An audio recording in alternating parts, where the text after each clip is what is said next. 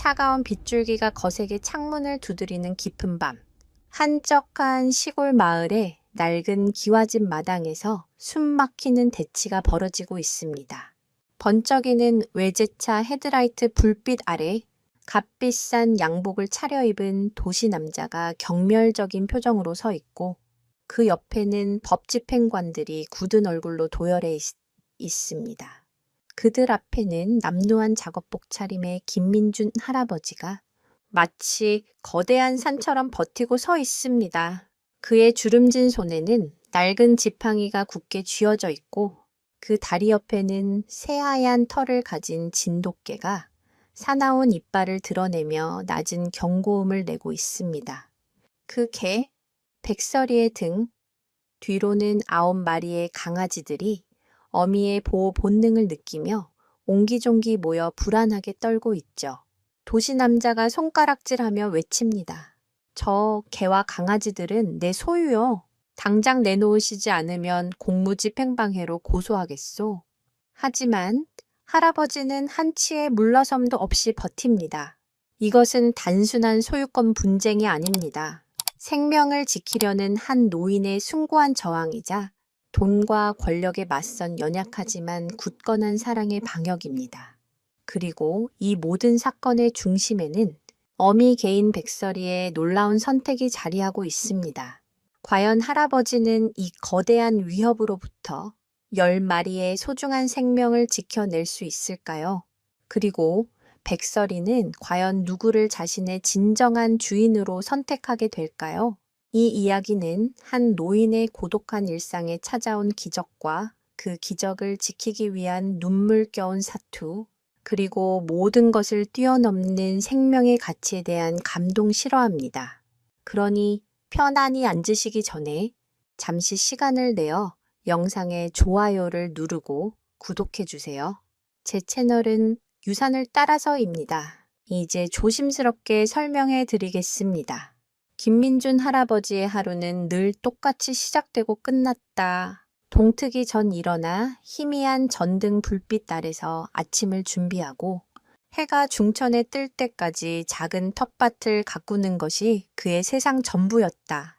3년 전 평생의 반려였던 아내가 지병으로 세상을 떠난 뒤 그의 시간은 멈춰버렸다. 웃음소리가 사라진 집은 텅 비었고 적막은 메아리가 되어 귓가를 맴돌았다. 자식들은 모두 도시로 떠나 각자의 삶을 꾸리느라 바빴고 명절에나 겨우 얼굴을 비추는 게 고작이었다. 할아버지에게 남은 것은 아내와의 추억이 깃든 낡은 집과 끝없는 외로움뿐이었다. 그날도 여느 때와 다름없는 지루할이 많지 평범한 오후였다. 며칠째 이어진 장맛비가 잠시 멎고 흙냄새가 짙게 피어올랐다. 할아버지는 삐걱거리는 툇마루에 앉아 무심코 마당 건너편을 바라보았다. 그의 시선이 닿은 곳은 수십 년간 사용하지 않아 거의 폐허처럼 변해버린 낡은 창고였다. 아내가 살아있을 적엔 그곳에 각종 농기구와 겨울 양식을 보관하곤 했지만 이제는 사가 내린 나무 판자와 녹슨 양철 지붕만이 흉물스럽게 남아있을 뿐이었다. 그런데 바로 그곳에서 희미하지만 분명한 소리가 들려왔다.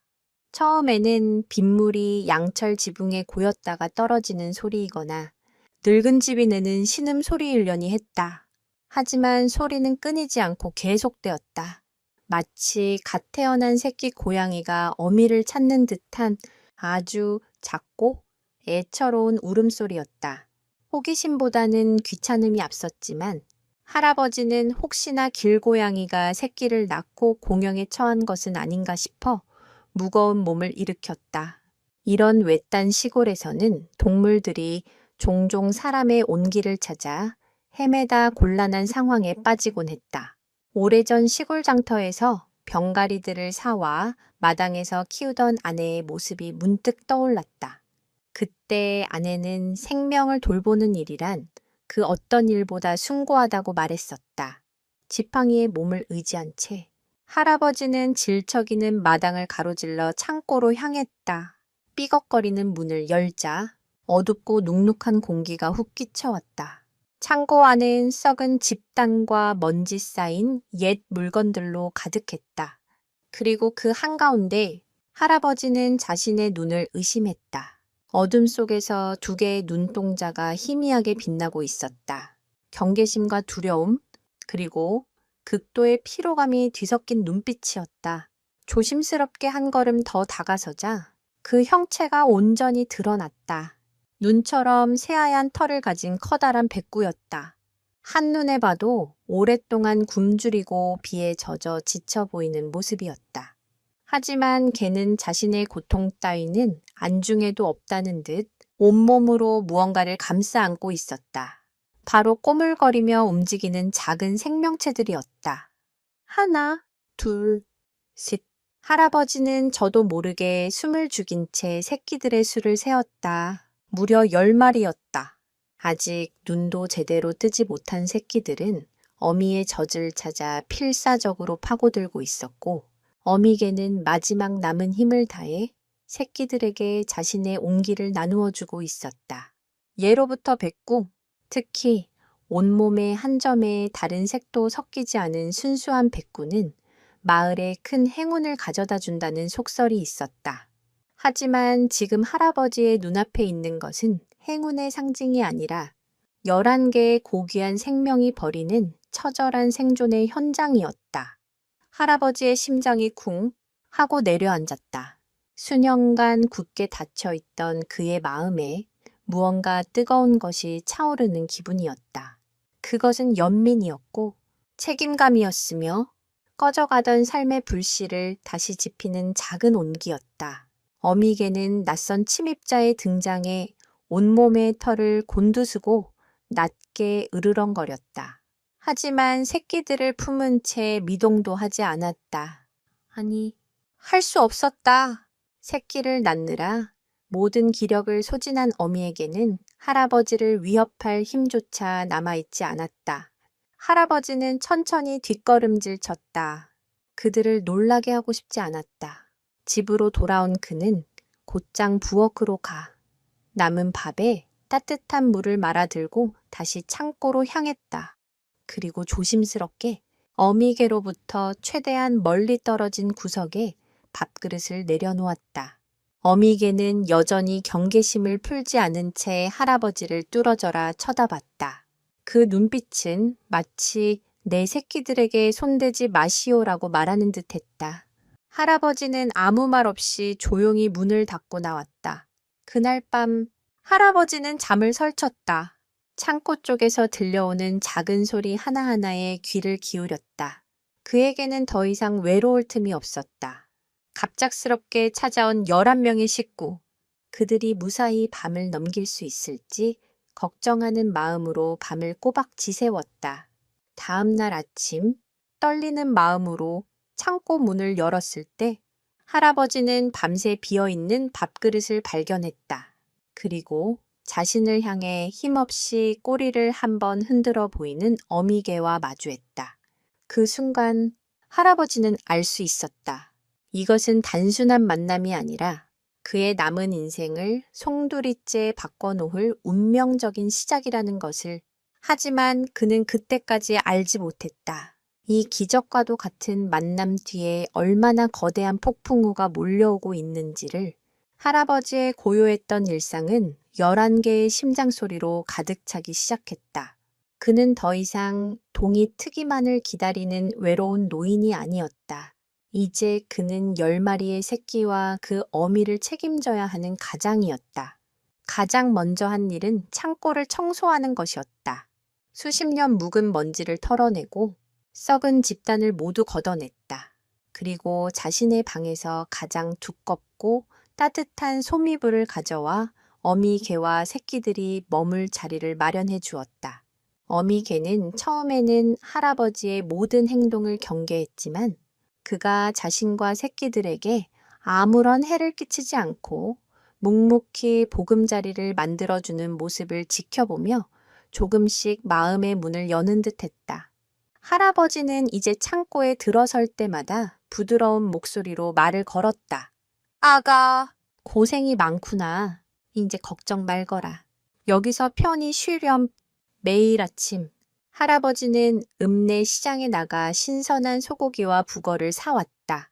아내가 살아있을 적 몸이 허할 때마다 끓여주던 뽀얀 국물을 정성껏 우려내 어미개에게 주었다. 처음에는 낯선 음식을 경계하던 어미도 며칠간 이어진 할아버지의 정성에 결국 그릇에 코를 박고 허겁지겁 먹기 시작했다. 굶주림에 지쳐 메말라가던 저어지 다시 돌기 시작하자 새끼들은 더욱 힘차게 어미 품에 파고들었다. 그 모습을 지켜보는 할아버지의 얼굴에는 오랜만에 희미한 미소가 번졌다. 그는 새끼들이 젖을 빠는 소리, 어미가 새끼들을 핥아주는 소리, 그 작은 생명의 소리들이 세상 그 어떤 음악보다 아름답다고 생각했다. 할아버지는 10마리의 강아지들에게 일일이 시선을 맞추며 그들의 안위를 살폈다. 모두 어미를 쏙 빼닮아 새하얀 털을 가졌지만 자세히 들여다보면 저마다 조금씩 다른 특징을 가지고 있었다. 유독 잠이 많은 녀석, 먹성 좋은 녀석, 낑낑거리며 칭얼대는 녀석까지 할아버지는 마치 손주들을 돌보듯 녀석들의 작은 몸짓 하나하나에 온 신경을 쏟았다. 혹시나 밤새 추울까 싶어 낡은 난로를 창고에 가져다 피웠고 어미가 잠시 자리를 비우면 새끼들이 낑낑대지 않도록 곁을 지켰다. 이런 동물들을 키울 때 흔히 하는 실수 중 하나가 갓 태어난 새끼들에게 사람이 먹는 우유를 주는 것인데 이는 강아지들에게 심각한 배탈을 유발할 수 있다. 다행히 할아버지는 오래전 동네에서 개를 키우던 경험 덕분에 그런 실수는 하지 않고 오직 어미 개의 기력 회복에만 집중했다. 시간이 흐르면서 어미 개와 할아버지 사이에는 말없는 신뢰가 쌓였다. 이제 어미 개는 할아버지가 창고에 들어서면 경계하기는커녕 반갑다는 듯 꼬리를 흔들었다. 심지어 할아버지가 새끼들을 부드럽게 쓰다듬는 것을 허락하기까지 했다. 할아버지는 새끼들의 부드러운 털과 따뜻한 천을 느끼며 잊고 있던 생명의 감촉을 되새겼다. 아내의 손을 잡았을 때의 따스함, 자식들이 어렸을 적 그들을 품에 안았을 때의 벅참, 그 모든 감정들이 되살아나 할아버지의 마음을 채웠다. 그는 더 이상 외롭지 않았다. 11개의 생명은 그의 텅 빈 집뿐만 아니라 그의 텅 빈 마음까지 가득 채워주고 있었다. 그러던 어느 날 할아버지는 새끼 중 한 마리가 유독 기운이 없고 젖도 잘 빨지 못하는 것을 발견했다.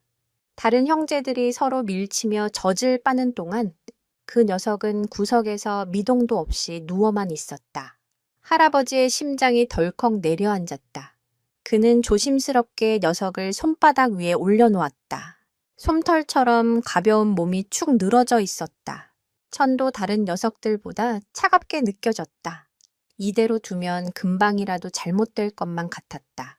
그는 잠시도 망설이지 않았다. 새끼를 부드러운 수건으로 감싸 안고 곧장 읍내에 있는 동물병원으로 달려갔다. 할아버지가 사는 마을에서 읍내까지는 버스를 타고도 1시간이 넘게 걸리는 거리였다. 하지만 그는 지체할 수 없었다. 동물병원에 도착한 할아버지는 초조한 마음으로 수의사의 진찰을 기다렸다. 수의사는 청진기를 대보고 천을 재더니 탈수와 저천증 증세가 보인다며 급히 영양주사를 놓았다. 다행히 아직 가망이 없는 것은 아니라고 했다. 수의사는 할아버지의 정성스러운 보살핌 덕분에 어미개의 상태가 좋아져 다른 새끼들은 모두 건강한 것이라며 이 녀석도 조금만 신경 쓰면 금방 기운을 차릴 것이라고 안심시켰다. 할아버지는 그제야 가슴을 쓸어내렸다. 수의사는 돌아가는 할아버지에게 강아지용 분유와 젖병을 챙겨주며 당분간은 어미 젖과 함께 분유를 따로 먹여야 한다고 당부했다. 집으로 돌아온 할아버지는 그날부터 아픈 강아지 곁을 떠나지 않았다. 2시간마다 알람을 맞춰놓고 일어나 따뜻하게 든 분유를 젖병에 담아 먹였다. 처음에는 입도 벌리지 않던 녀석이 할아버지의 끈질긴 노력 끝에 조금씩 분유를 빨기 시작했다. 며칠 밤낮으로 이어진 극진한 간호 끝에 마침내 녀석은 기력을 회복했다. 다른 형제들처럼 어미 품에 파고들어 젖을 빠는 녀석의 모습을 보며 할아버지는 눈시울이 뜨거워지는 것을 느꼈다. 그는 이 11개의 생명을 끝까지 지켜내겠다고 마음속으로 굳게 다짐했다. 하지만 그 다짐이 얼마나 혹독한 시험대에 오르게 될지 그는 아직 상상조차 하지 못하고 있었다. 평화로운 일상에 서서히 어두운 그림자가 드리우고 있었다. 며칠 뒤 할아버지의 집을 찾아온 한 명의 낯선 방문객은 이 모든 평화를 산산조각 낼 거대한 폭풍의 전조였다. 그 방문객은 누구이며 왜 이 외딴 시골집을 찾아온 것일까? 아픈 새끼 강아지가 기력을 완전히 회복하고 10마리의 강아지들이 모두 눈을 뜨자 낡은 창고는 생기로 넘쳐났다. 뒤뚱거리며 걷기 시작한 강아지들은 서로 엉겨붙어 장난을 치고 어미의 꼬리를 물고 늘어지며 재롱을 부렸다. 할아버지는 그 모습을 흐뭇하게 바라보며 시간 가는 줄 몰랐다. 그는 어미개에게 백설바이슈에이라는 이름을 지어주었다. 눈처럼 하얀 털이 마치 동화 속 공주님 같다는 생각에서였다. 백설아, 아가들이 참 예쁘구나. 할아버지가 말을 걸면 백설이는 알아듣기라도 한 듯 꼬리를 살랑이며 대답했다. 둘 사이에는 이미 주인과 반려견 이상의 깊은 교감이 형성되어 있었다. 며칠 후 읍내 동물병원 수의사가 왕진을 왔다. 아팠던 강아지의 상태가 마음에 걸렸던 그가 일부러 시간을 내어 할아버지의 집을 방문한 것이었다. 수의사는 백설이와 강아지들의 건강 상태를 꼼꼼히 살폈다. 그는 할아버지의 극진한 보살핌에 감탄하며 이 정도로 건강하게 자라고 있는 것이 기적과도 같다고 말했다. 수의사는 강아지들을 한 마리씩 들어 올려 살펴보던 중 무언가 이상하다는 듯 고개를 갸웃거렸다.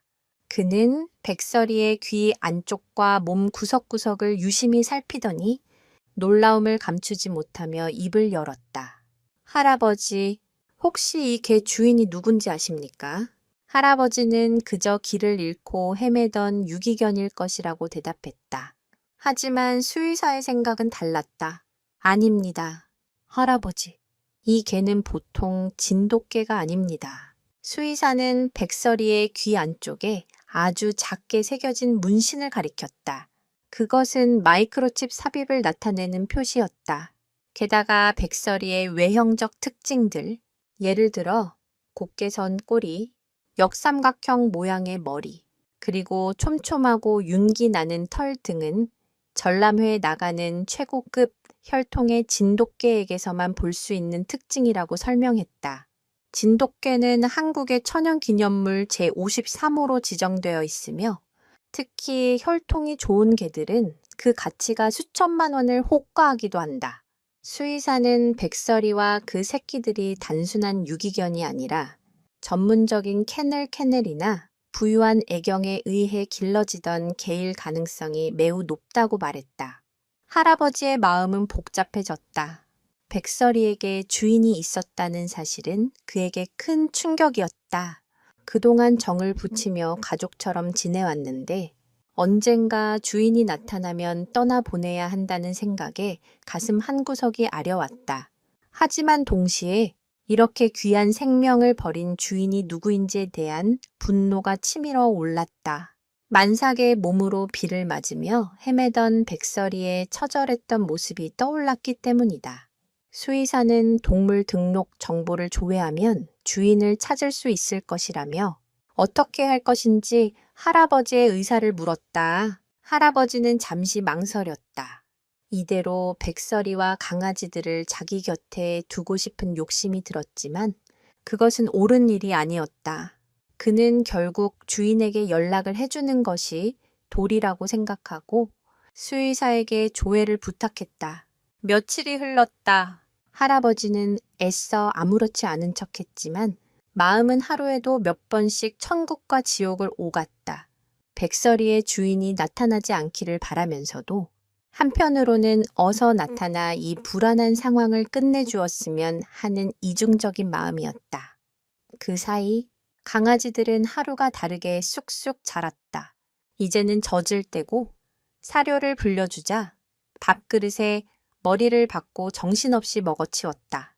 좁은 창고가 답답한지 마당으로 나와 햇볕을 쬐고 서로 뒤엉켜 뒹굴며 노는 모습은 할아버지에게 큰 기쁨을 주었다.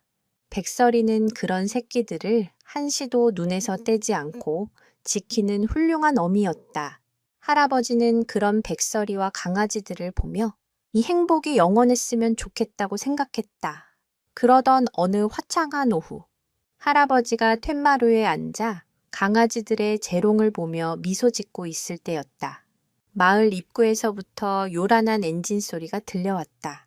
좁은 시골길에는 어울리지 않는 번쩍이는 검은색 세단 한 대가 먼지를 일으키며 할아버지의 집 앞에 멈춰 섰다. 차에서 내린 것은 말끔한 정장을 차려입은 중년의 남자였다. 그는 기름을 발라 넘긴 머리에 값비싼 시계를 차고 있었고 얼굴에는 오만함이 가득했다. 남자는 주변을 한번 쓱 훑어보더니 대문을 열고 성큼성큼 마당으로 들어섰다. 낯선 사람의 등장에 강아지들은 놀라 어미 뒤로 숨었고 백설이는 경계심을 드러내며 낮게 으르렁거리기 시작했다. 남자는 백설이를 발견하자마자 만족스러운 미소를 지었다. 역시 여기 있었군. 내 귀한 종견종 젠이. 그의 목소리에는 어떠한 반가움이나 애틋함도 없었다. 마치 잃어버렸던 값비싼 물건을 되찾은 듯한 태도였다. 할아버지는 직감했다. 이 남자가 바로 백설이의 주인이라는 것을. 할아버지는 자리에서 일어나 남자에게 다가갔다. 남자는 할아버지를 위아래로 훑어보며 경멸적인 시선을 보냈다. 당신이 내 개를 데리고 있었던 노인인가? 개를 찾아준 값은 쳐줄 테니 어서 개와 강아지들을 내놓으시지. 그의 말투는 무례하고 거만했다. 마치 할아버지가 자신의 개를 훔치기라도 한 것처럼 취급했다. 할아버지는 남자의 태도에 불쾌감을 느꼈지만 애써 마음을 가라앉히고 물었다. 어떻게 된 일입니까? 이 개가 어쩌다 여기까지 오게 된 겁니까? 남자는 귀찮다는 듯이 대답했다.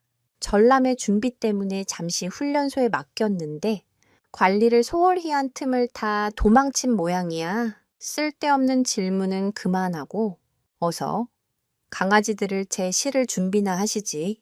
그의 말 어디에도 백설이에 대한 걱정이나 미안함은 찾아볼 수 없었다. 오직 자신의 재산을 회수하러 온 사업가의 모습일 뿐이었다. 할아버지는 만삭의 몸으로 비를 맞으며 헤매던 백설이의 모습을 떠올렸다. 이 차가운 남자에게서 백설이와 강아지들이 과연 행복할 수 있을까? 깊은 의심과 불안감이 할아버지의 마음속에 번져나갔다. 이 만남은 앞으로 벌어질 기나긴 싸움의 서막에 불과했다. 과연 이 남자의 정체는 무엇이며 그는 정말 백설이와 강아지들을 되찾을 정당한 권리가 있는 것일까? 남자의 이름은 최강진이었다. 그는 도시에서 여러 사업체를 운영하는 부유한 사업가이자 혈통 좋은 개들을 교배시켜 비싼 값에 파는 전문 브리덤 내에 내렸다. 그에게 백설이는 사랑스러운 반려견이 아니라 돈을 벌어다 주는 엘리트 목연무 촨일 뿐이었다. 백설이는 대한민국 진돗가의 전람회에서 여러 차례 대상을 수상한 챔피언 혈통을 이어받은 그야말로 걸어다니는 황금알이었다. 최강진은 백설이가 낳은 강아지들 역시 최고급 혈통을 물려받았을 것이기에 한 마리당 수천만 원을 호가할 것이라고 계산하고 있었다. 그가 잃어버린 백설이를 필사적으로 찾아 나선 이유도 바로 그 때문이었다. 최강진은 할아버지의 집 마당에 버티고 서서 마치 자신의 집인 양 행세했다. 그는 강아지들을 하나하나 훑어보며 흡족한 미소를 지었다. 역시 내 예상이 맞았어. 털비치며 골격이며 아주 최상품이군. 10마리라. 이번엔 수지가 아주 좋겠어. 그는 노골적으로 강아지들의 가격을 매기며 혼잣말을 했다. 그 모습에 할아버지의 분노가 치밀어 올랐다. 할아버지에게 강아지들은 돈으로 환산할 수 없는 소중한 생명이었지만 최강진에게는 그저 상품 목록에 불과했다. 잠깐만. 할아버지가 낮은 목소리로 그를 제지했다. 그렇게 함부로 데려갈 수는 없소. 이 아이들은 여기서 태어났고 내가 지금까지 돌봐왔소. 최강진은 어이가 없다는 듯 코웃음을 쳤다. 노인장, 지금 무슨 소리를 하는 거요? 이 개들은 명백히 내 소유요. 여기 동물 등록증과 혈통 증명서도 있소. 당신은 내 재산을 무단으로 점유하고 있었던 것뿐이야. 오히려 내가 당신을 절도죄로 고소하지 않는 것만으로도 감사하게 생각해야 할 텐데. 그는 서류 가방에서 빳빳한 서류 뭉치를 꺼내 할아버지의 눈앞에 흔들어 보였다. 서류에는 백설이 아닌 챔피언 벨라라는 이름과 함께 최강진의 이름이 소유자로 명시되어 있었다. 할아버지는 말문이 막혔다. 법적으로는 최강진의 말이 맞았다. 하지만 법이 모든 것을 설명해 줄 수는 없었다. 할아버지는 지난 몇 주간 백설이와 강아지들에게 쏟았던 자신의 시간과 정성을 떠올렸다. 밤잠을 설치며 아픈 강아지를 돌보던 밤, 자신의 끼니를 거르면서도 백설이에게 좋은 음식을 먹이던 날들. 그 모든 것이 주마등처럼 스쳐 지나갔다. 이 모든 것을 단순히 무단 점유라는 차가운 법률 용어로 정의할 수는 없었다. 하지만 백설이는 만삭의 몸으로 버려져 있었소. 당신은 주인이면서 그동안 무얼 했단 말이오?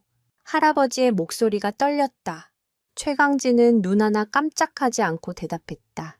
버려진 게 아니라 탈출한 거라고 말했을 텐데 훈련소 관리 부실이었을 뿐 내 책임은 없소. 그리고 설령 내가 버렸다 한들 내 소유권을 포기한 것은 아니지.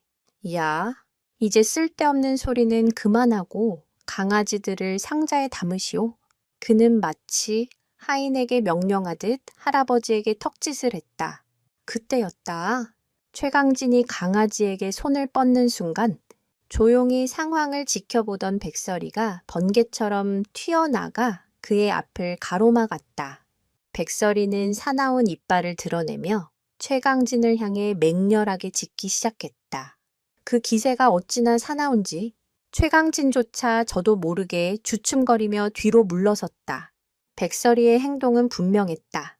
그녀는 최강진을 자신의 주인으로 인정하지 않고 있었다. 오히려 자신의 새끼들을 위협하는 적으로 간주하고 있었다. 백설이는 최강진을 향해 짖으면서도 힐끗힐끗 할아버지를 돌아보았다. 그 눈빛은 마치 저 사람에게서 우리를 지켜주세요라고 애원하는 듯했다. 할아버지는 그 눈빛을 외면할 수 없었다. 그는 결심했다. 법이 누구의 편이든 그는 이 연약한 생명들을 저 차가운 남자의 손에 넘겨줄 수 없다고. 할아버지는 백설이의 앞을 막아서며 최강진을 향해 단호하게 말했다. 안 둬요. 이 아이들은 데려갈 수 없소. 최강진의 얼굴이 분노로 일그러졌다. 이 노인장이 정말 보자 하니. 내가 좋게 말할 때 비키시오. 내 인내심에도 한계가 있소. 그는 휴대폰을 꺼내 어디론가 전화를 걸기 시작했다. 여보세요? 경찰서죠. 여기 시골 마을에 4개를 훔쳐간 도둑놈이 있는데 와서 좀 처리해 주시오. 그는 경찰을 부르겠다고 으름장을 놓았다. 개를 돌보는 과정에서 특히 유기견을 구조했을 때 소유권 분쟁이 발생하는 경우는 드물지 않다. 유실물법에 따르면 동물을 습득한 사람은 7일 이내에 신고해야 할 의무가 있으며 공고 후 10일이 지나도 주인이 나타나지 않으면 습득자가 소유권을 취득할 수 있다. 하지만 할아버지는 이러한 법적 절차를 알지 못했고 그저 생명을 구해야 한다는 순수한 마음으로 백설이를 돌봤을 뿐이었다. 이제 그 순수한 마음이 절도라는 끔찍한 누명으로 돌아오고 있었다. 마을의 작은 파출소에서 경찰 2명이 도착했다. 그들은 최강진이 내민 서류와 할아버지의 이야기를 번갈아 듣고는 난감한 표정을 지었다. 명백한 서류 증거가 있는 이상 법적으로는 개들을 최강진에게 돌려주는 것이 맞았다. 하지만 굶주리고 병든 개를 정성껏 돌봐준 할아버지의 행동을 절도라고 보기는 어려웠다. 경찰은 일단 양측을 진정시키며 중재에 나섰다. 할아버님, 일단 법적으로는 이분이 주인이 맞으니 개들을 돌려주시는 게 맞습니다. 대신 개를 돌봐주신 수고비나 치료비는 저희가 잘 이야기해서 받아드리겠습니다. 하지만 할아버지에게 돈은 중요하지 않았다. 그는 돈 때문에 백설이를 돌본 것이 아니었다. 그는 고개를 저었다. 수고비는 필요 없소. 다만 저 사람에게는 아이들을 보낼 수가 없소. 저 사람은 생명을 돈으로만 보는 사람이요. 할아버지의 완강한 태도에 최강진은 폭발했다. 이봐요. 경찰 양반들 뭘 꾸물거리는 거요? 저 노인네가 내 재산을 강탈하고 있는데 당장 현행범으로 체포하지 않고 험악한 분위기가 마당을 가득 메웠다. 이웃집 사람들이 무슨 일인가 싶어 하나둘씩 담장 너머로 고개를 내밀고 수군거리기 시작했다. 조용했던 시골 마을이 한순간에 소란의 중심이 되어버렸다. 과연 법은 누구의 손을 들어줄 것인가? 할아버지는 이 절체절명의 위기에서 백설이와 강아지들을 지켜낼 수 있을까? 경찰의 중재에도 불구하고 상황은 조금도 나아지지 않았다. 최강진은 법적 소유권을 무기 삼아 할아버지를 몰아세웠고 할아버지는 생명을 구한 도의적 책임을 내세우며 한치도 물러서지 않았다.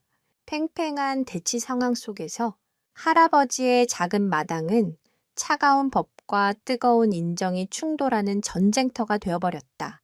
최강진은 할아버지의 완강함에 기가 막힌다는 듯 허수음을 터뜨렸다. 노인장, 아직도 상황 파악이 안 되시오. 당신은 지금 범법 행위를 저지르고 있는 거요. 좋게 말할 때 넘기면 유혈 사태는 없을 겁니다.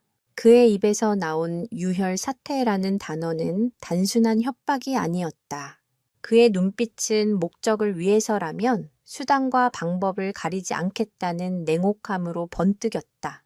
할아버지는 지팡이를 쥔 손에 힘을 주었다. 평생을 순리대로 남에게 해 끼치지 않고 살아온 그였다. 법이라는 것을 멀게만 느끼며 살아왔는데 이제 그 법이 자신의 선한 의지를 범죄로 낙인 찍으려 하고 있었다.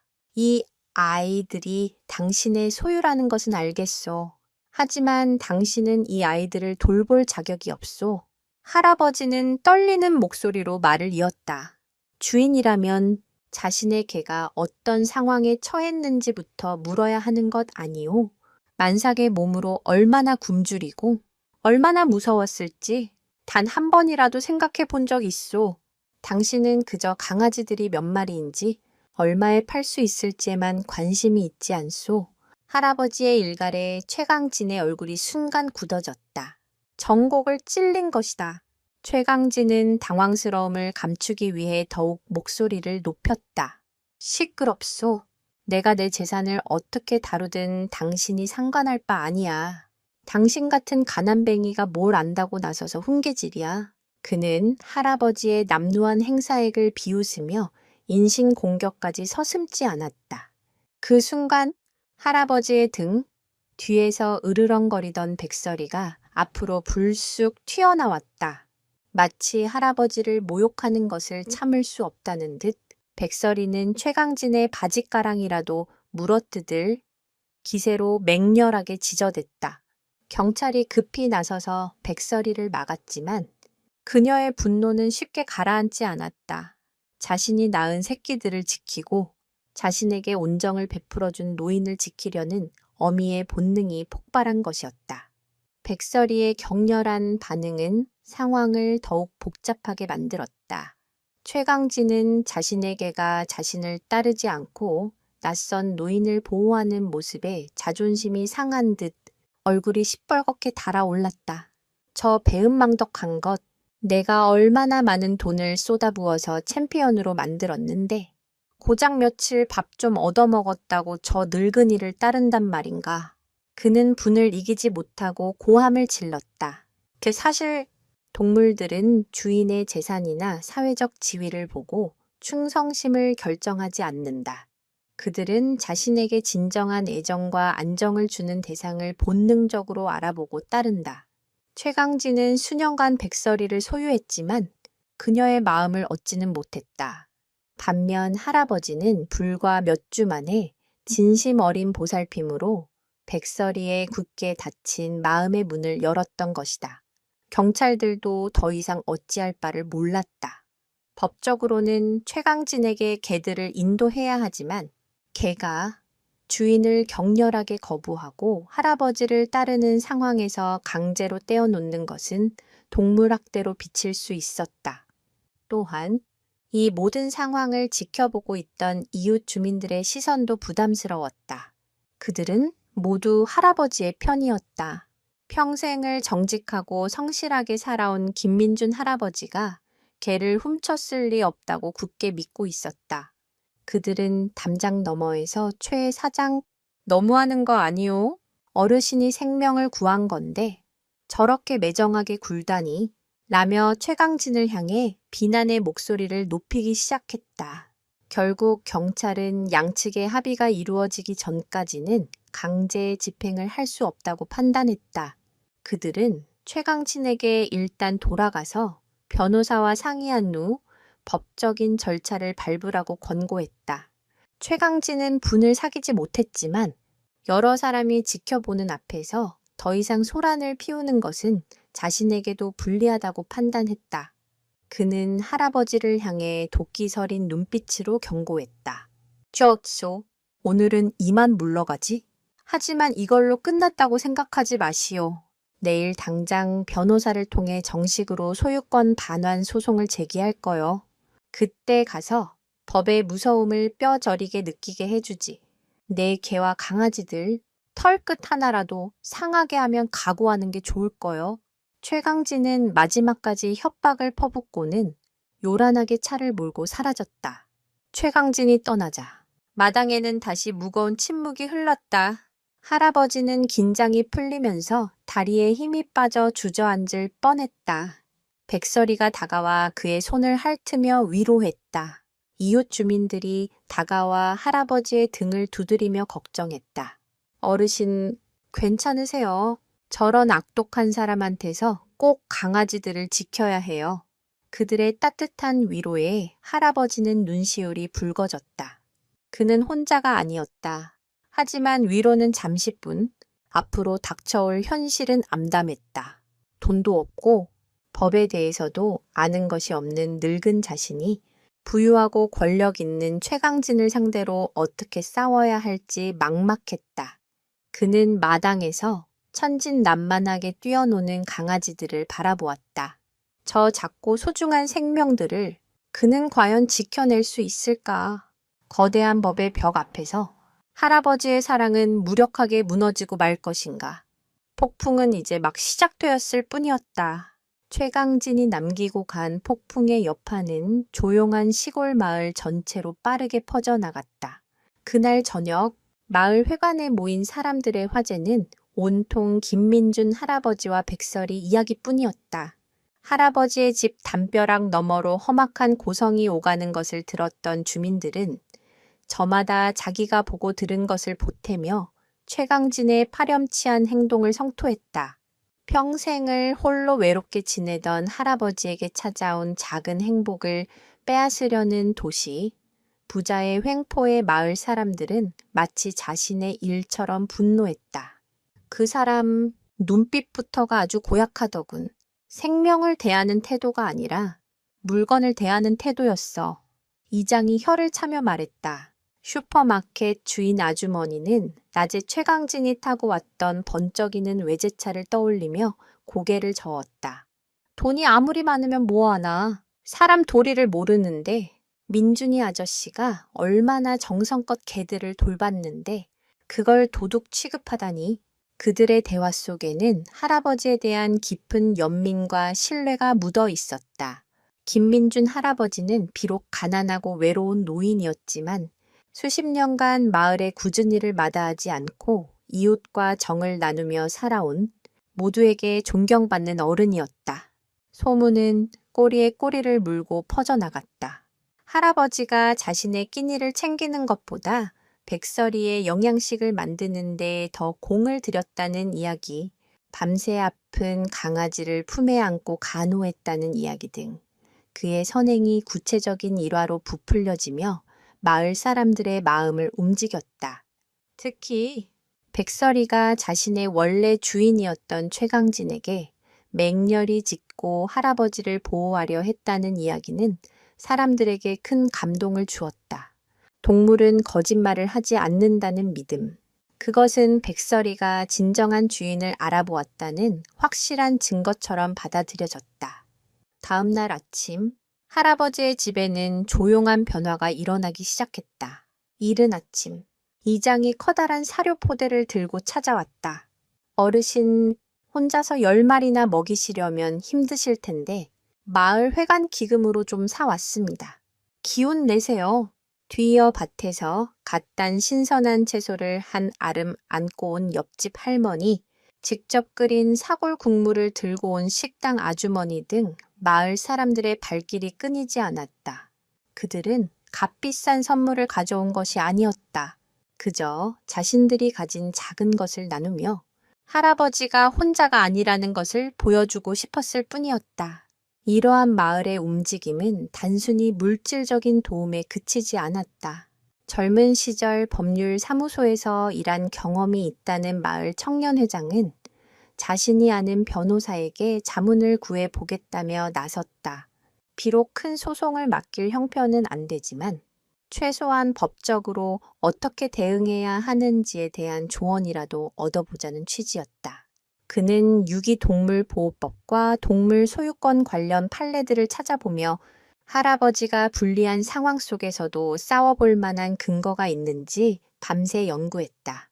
예를 들어 민법상 소유권은 주인에게 있지만 동물보호법에서는 동물의 복지를 우선시하는 조항들이 있다. 최강진이 백설이를 방치했거나 학대한 정황이 입증된다면 소유권을 제한할 수도 있다는 희망적인 해석의 여지가 있었다. 할아버지는 자신을 위해 발벗고 나서는 마을 사람들의 모습에 어쩔 줄을 몰라 했다. 그는 평생 누군가에게 폐를 끼치는 것을 싫어했지만 지금은 그들의 따뜻한 마음을 거절할 수 없었다. 수십 년 만에 처음으로 그는 자신이 이 마을의 일원이라는 강한 소속감을 느꼈다. 아내를 잃고 자식들과 멀어지면서 잊고 있던 함께라는 감정이 되살아났다. 그는 더 이상 외로운 섬이 아니었다. 그의 뒤에는 그를 지지하고 응원하는 든든한 이웃들이 있었다. 이러한 조용한 연대는 마을 전체를 감싸는 거대한 방패가 되어갔다. 최강진이 다시 찾아와 행패를 부릴지도 모른다는 생각에 마을 청년들은 교대로 할아버지의 집 주변을 맴돌며 보초를 섰다. 그들은 대놓고 감시하는 대신 바티를 하거나 길을 지나가는 척하며 낯선 차량이나 사람이 나타나는지 예의주시했다.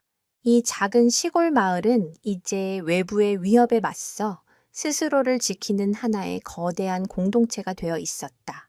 하지만 할아버지의 마음 한편에는 여전히 불안감이 자리 잡고 있었다. 마을 사람들의 도움이 아무리 크다 한들 결국 법정 싸움이 시작되면 모든 것을 혼자 감당해야 했다. 최강진이 말했던 법의 무서움이라는 말이 그의 뇌리를 떠나지 않았다. 만약 패소하게 되면 백설이와 강아지들을 빼앗기는 것은 물론 그동안의 사육비와 소송 비용까지 모두 물어줘야 할지도 모른다. 평생 모은 쌈짓돈으로는 어림도 없는 금액이었다. 그는 밤마다 잠 못 이루고 뒤척였다. 과연 자신의 이 고집이 백설이와 강아지들, 그리고 자신을 도와주는 마을 사람들에게 더 큰 피해를 주는 것은 아닐까. 그의 싸움은 이제 시작에 불과했고 보이지 않는 적은 생각보다 훨씬 더 강하고 교활했다. 며칠 뒤 그의 집 우편함에 꽂힌 차가운 법원, 등기우편 한 통이 그 불안감을 현실로 만들고 있었다. 그 안에는 과연 어떤 끔찍한 내용이 담겨 있을까? 며칠간의 불안한 평화는 한 통의 등기우편으로 산산조각 났다. 우편함에 꽂힌 빳빳한 대봉투에는 서울중앙지방법원이라는 선명한 글씨가 찍혀 있었다. 할아버지의 심장이 철렁 내려앉았다. 손이 덜덜 떨려 봉투를 제대로 뜯을 수조차 없었다. 결국 마을 청년회장의 도움을 받아 봉투를 열었다. 안에는 온통 머리 아픈 법률 용어로 가득 찬 점유의 전금지 가처분 신청서와 소유권 반환 청구 소장이 들어 있었다. 최강진이 예고한 대로 본격적인 법적 공격이 시작된 것이다. 소장의 내용은 할아버지의 예상을 훨씬 뛰어넘는 악의적이고 모욕적인 내용으로 가득했다. 최강진은 할아버지를 고가의 혈통견을 전문적으로 훔쳐 부당이득을 취하려 한 파렴치한 절도범으로 묘사했다. 할아버지가 백설이와 강아지들을 정성껏 돌본 모든 행위는 순수한 선의가 아니라 증거인멸 및 재산 은닉을 위한 교활한 수법으로 둔갑해 있었다. 또한 그는 백설이와 강아지들의 가치를 수억 원으로 책정하고 만약 소송 기간 동안 그들에게 어떠한 손상이라도 발생할 경우 그 모든 책임을 할아버지에게 묻겠다고 명시했다. 심지어 자신이 입은 정신적 피해에 대한 위자료까지 청구했다. 소장을 읽어 내려가던 청년회장의 얼굴은 분노로 붉게 달아올랐고 할아버지는 참담함에 말을 잇지 못했다. 평생을 정직하게 살아온 자신의 삶이 이렇게 한순간에 더러운 범죄자의 그것으로 매도될 수 있다는 사실에 하늘이 무너지는 듯한 절망감을 느꼈다. 법이라는 것은 진실을 밝혀주는 공정한 저울이라고 믿었는데 지금 그에게 닥친 법은 가진 자가 휘두르는 무자비한 무기일 뿐이었다. 특히 점유의 정음지 가처분은 할아버지의 손발을 꽁꽁 묶어놓는 족쇄와도 같았다. 이것은 소송이 끝날 때까지 할아버지가 백설이와 강아지들을 다른 곳으로 옮기거나 다른 사람에게 분양하는 등 어떠한 처분 행위도 할 수 없도록 막는 법적 조치였다. 만약 이를 어길 시에는 엄청난 벌금을 물어야 했다. 이 소식은 다시 한번 마을을 발칵 뒤집어 놓았다. 마을 사람들은 최강진의 악랄함에 치를 떨며 할아버지를 위로했지만 뾰족한 대책은 없었다. 청년회장이 알아본 변호사는 소송에 제대로 대응하려면 최소 수백만 원의 착수금이 필요하며 승소를 장담할 수도 없다는 비관적인 답변을 내놓았다. 할아버지에게는 감당할 수 없는 금액이었다. 절망적인 상황 속에서 할아버지는 모든 것을 포기하고 싶다는 생각까지 했다. 어쩌면 최강진의 말대로 순순히 백설이와 강아지들을 보내주는 것이 모두를 위해 옳은 일일지도 모른다는 나약한 마음이 들었다. 그날 밤 할아버지는 무거운 마음으로 창고를 찾았다. 강아지들은 어느새 훌쩍 자라 서로 장난치며 곤히 잠들어 있었다. 백설이는 그런 새끼들 곁을 지키다. 할아버지의 기척을 느끼고 다가와 그의 다리에 머리를 비볐다. 그 따뜻한 온기가 할아버지의 차갑게 식어버린 마음에 다시 불을 지폈다. 그는 백설이의 머리를 쓰다듬으며 나지막이 속삭였다. 백설아, 내가 너희를 지켜줄 수 있을까? 백설이는 알아들었다는 듯 할아버지의 손을 핥으며 그의 눈을 깊이 들여다보았다. 그 깊고 맑은 눈동자에는 할아버지를 향한 절대적인 신뢰와 의지가 담겨 있었다. 그 순간 할아버지는 깨달았다. 여기서 포기한다면 그는 단순히 소송에서 지는 것이 아니라 자신을 믿고 의지하는 이 작은 생명들의 믿음을 배신하는 것이라고. 그는 다시 한번 마음을 굳게 다잡았다. 논도. 힘도 없지만 진실과 사랑의 힘으로 끝까지 싸워보겠다고 결심했다. 그는 청년회장에게 변호사 없이 직접 재판에 나가 자신의 결백과 진심을 호소하겠다고 말했다. 무모한 결정이었지만 아무것도 하지 않고 무너질 수는 없었다. 며칠 뒤 가처분 심리를 위해 법원에서 사람이 나올 것이라는 통보가 왔다.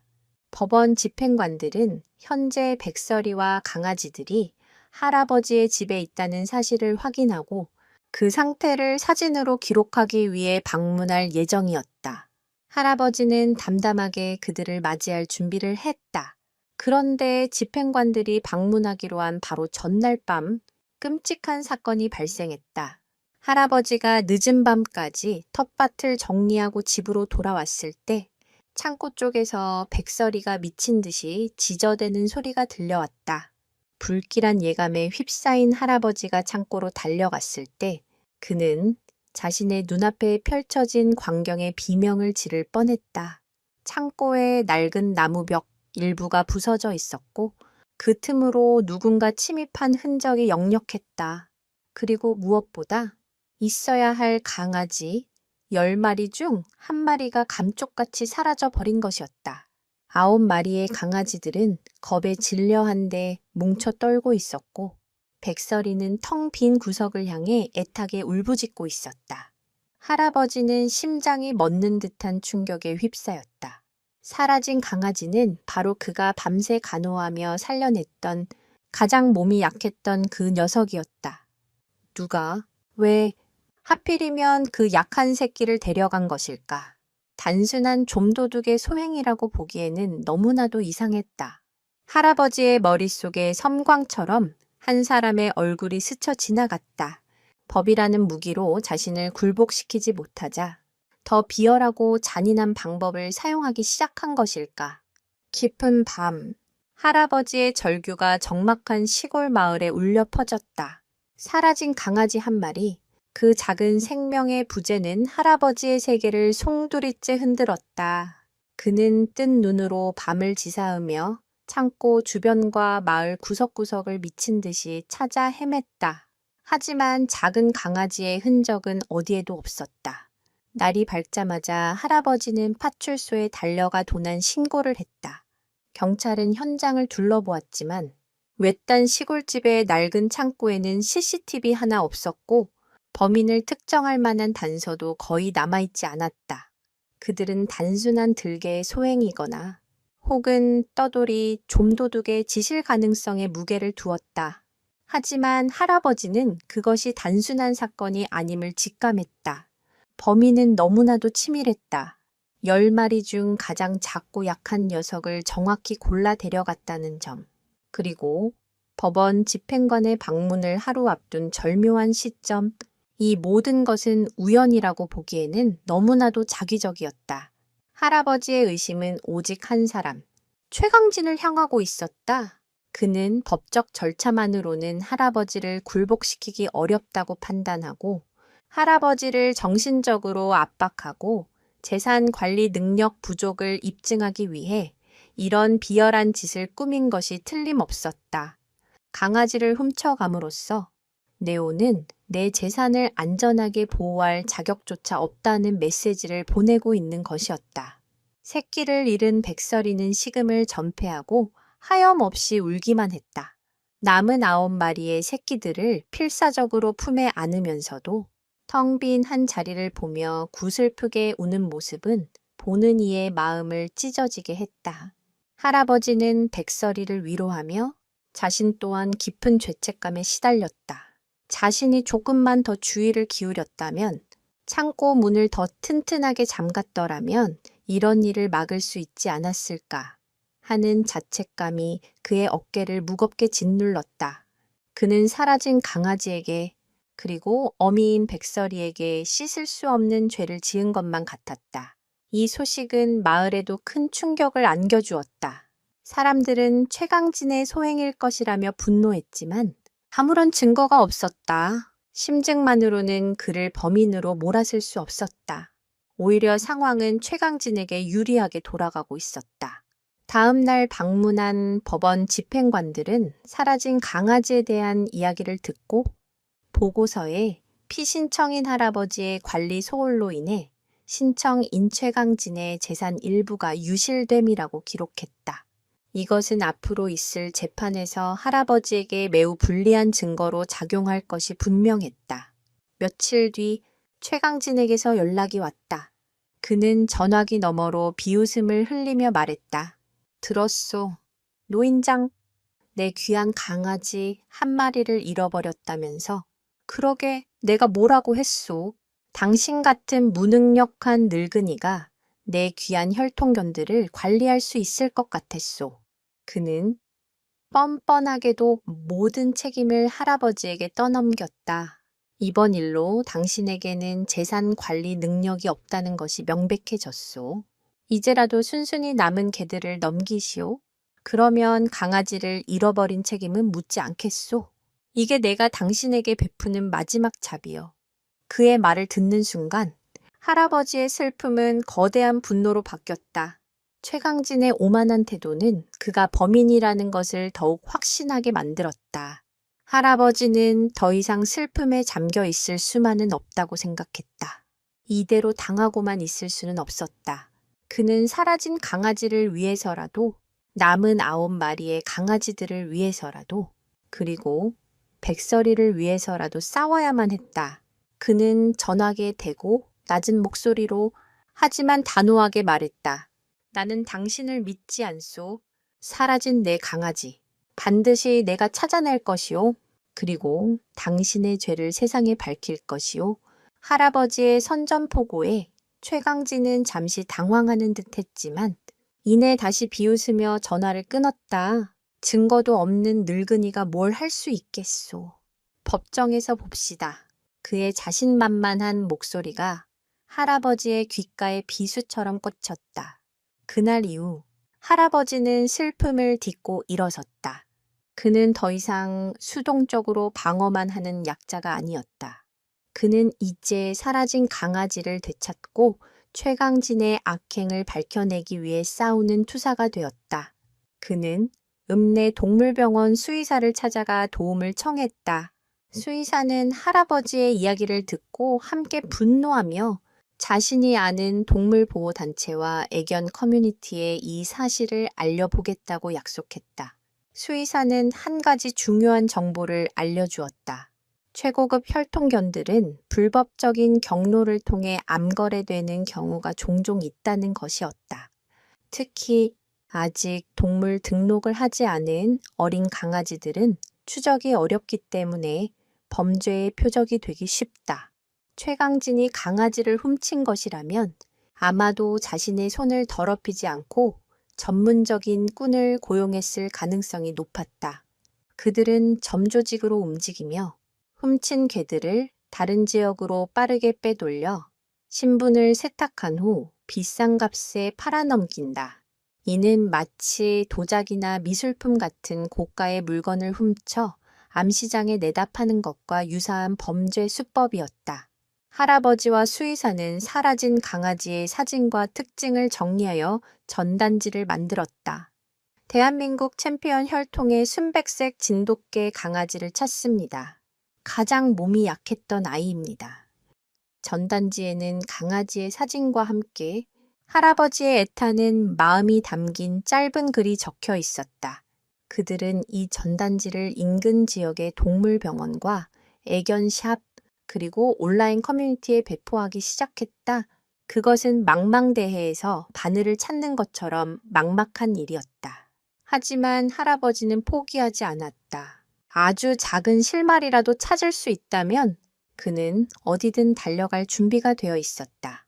과연 이 작은 전단지 한 장이 기적을 만들어낼 수 있을까? 그리고 할아버지는 최강진이라는 거대한 벽 뒤에 숨겨진 추악한 진실을 파헤칠 수 있을까? 그의 외로운 역습이 이제 막 시작되고 있었다. 슬픔을 분노로, 분노를 행동으로 바꾼 할아버지의 역습은 조용하지만 집요하게 시작되었다. 그는 더 이상 법정 서류 앞에서 무력하게 떨던 노인이 아니었다. 이제 그의 눈빛에는 사라진 강아지를 되찾고 진실을 밝히겠다는 굳은 의지가 서려 있었다. 그의 가장 든든한 아군은 읍내 동물병원의 박 원장이었다.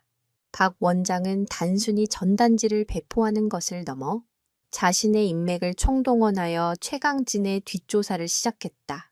그는 전국의 수의사들과 동물보호단체 활동가들이 모인 온라인 커뮤니티에 최강진의 이름과 사건의 전말을 익명으로 올렸다. 반응은 예상보다 뜨거웠다. 최강진은 그 바닥에서 꽤 유명한 인물이었다. 하지만 그 명성은 좋은 의미가 아니었다. 그는 뛰어난 혈통의 개들을 배출하는 능력 있는 브리더로 알려져 있었지만 동시에 돈을 위해서라면 비인도적인 교배나 동물 학대도 서슴지 않는다는 악평이 자자했다. 커뮤니티에는 그에게서 개를 분양받았다가 유전병으로 고생했던 사람들의 경험담, 전람회에서 이기기 위해 개에게 금지 약물을 투여했다는 의혹, 심지어는 실적이 좋지 않은 개들을 헐값에 식용으로 팔아넘겼다는 끔찍한 소문까지 올라왔다. 모두 심증뿐이고 구체적인 증거는 없었지만 수많은 증언들은 최강진이라는 인물의 어두운 이면을 명확하게 보여주었다. 박 원장은 이 증언들 속에서 결정적인 단서를 하나 발견했다. 몇 년 전 최강진이 운영하던 캔넬에서 화재 사고가 발생했는데 보험금을 노린 자작극이라는 의혹이 있었다는 내용이었다. 당시 화재로 많은 개들이 목숨을 잃었지만 최강진은 눈 하나 깜짝하지 않고 거액의 보험금을 챙겼다고 했다. 박 원장은 당시 사건을 담당했던 소방서와 경찰서에 연락해 자료를 요청했다. 물론 개인정보 보호를 이유로 쉽게 자료를 얻을 수는 없었지만 끈질긴 설득 끝에 당시 화재 감식 보고서의 일부 내용을 확인할 수 있었다. 보고서에는 원인 불명의 발화라고 기록되어 있었지만 현장 감식관의 개인 소견란에는 인위적인 발화 가능성을 배제할 수 없음이라는 의미심장한 문구가 적혀 있었다. 이것은 최강진의 잔인하고 탐욕스러운 성격을 보여주는 강력한 정황 증거가 될 수 있었다. 할아버지는 이 사실을 재판에서 증거로 제출하기로 마음먹었다. 비록 강아지 도난 사건의 직접적인 증거는 아니지만 최강진이 동물을 생명으로 존중하지 않고 오직 돈벌이 수단으로만 여긴다는 것을 판사에게 각인시킬 수 있다면 소유권 분쟁에서 유리한 고지를 점할 수도 있었다. 한편 할아버지는 다른 방향에서 최강진을 압박할 증거를 찾고 있었다. 그는 백설이가 처음 발견되었던 낡은 창고를 다시 한번 샅샅이 뒤졌다. 혹시 백설이가 도망쳐 오는 과정에서 남긴 흔적이 있지 않을까 하는 생각에서였다.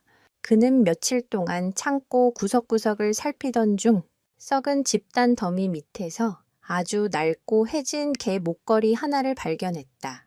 목걸이는 오랫동안 비바람에 노출된 듯 가죽이 갈라지고 버클은 녹슬어 있었다. 그리고 그 목걸이 안쪽에는 아주 작은 글씨로 챔피언 벨라라는 이름과 함께 전화번호가 희미하게 적혀 있었다. 그것은 최강진이 백설이를 부르던 이름이었다.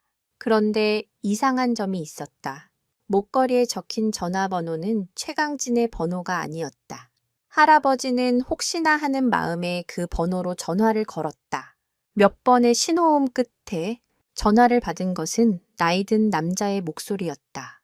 그는 자신이 몇 년 전까지 최강진의 캔넬에서 일했던 관리인이었다고 밝혔다. 그는 최강진 밑에서 일하는 것을 견디지 못하고 오래전에 그만두었다고 했다. 할아버지가 벨라에 대해 묻자 그는 한숨을 쉬며 충격적인 사실을 털어놓기 시작했다. 그의 증언에 따르면 백설이, 즉 벨라는 최강진의 주장이었던 훈련소 탈출이 아니라 명백히 유기된 것이었다. 벨라는 다음 전람회를 앞두고 무리한 훈련을 받던 중 다리에 부상을 입었다고 한다. 수의사는 회복에 오랜 시간이 걸릴 것이며 다시는 이전과 같은 기량을 발휘하기 어려울 것이라고 진단했다.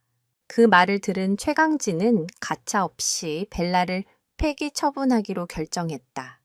더 이상 돈이 되지 않는 개는 그에게 아무런 가치가 없었던 것이다.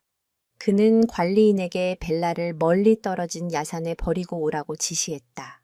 하지만 차마 어린 생명을 버릴 수 없었던 관리인은 인적이 드문 시골길에 벨라를 내려주고는 그대로 도망쳤다고 했다.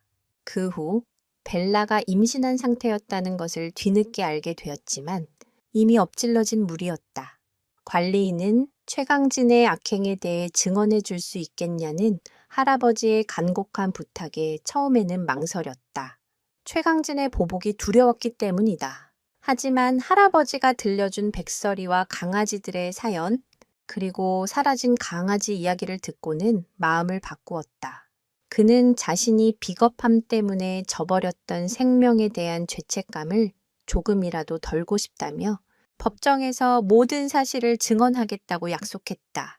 이제 할아버지의 손에는 최강진의 추악한 실체를 폭로할 2개의 강력한 무기가 쥐어졌다.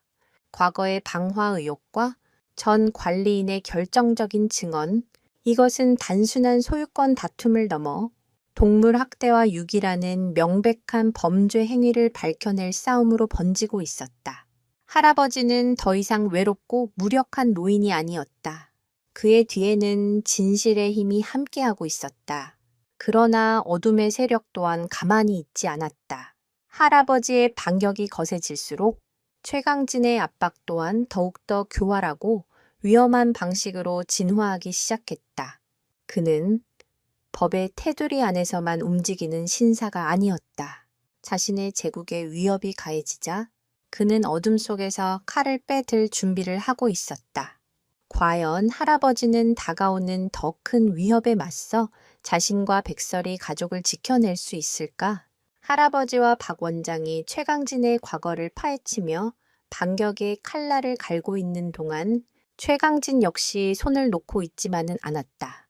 전 관리인과 접촉했다는 사실을 어떻게 알았는지, 그의 압박은 이제 법의 테두리를 넘어선 노골적인 협박으로 변해갔다. 어느 날 밤 할아버지가 잠자리에 들었을 때 집 밖에서 둔탁한 소리가 들려왔다.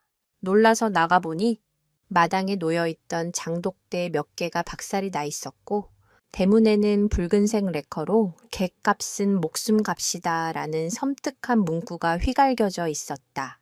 그것은 시작에 불과했다. 다음 날부터는 낯선 번호로 협박 전화가 걸려오기 시작했다. 너 있네.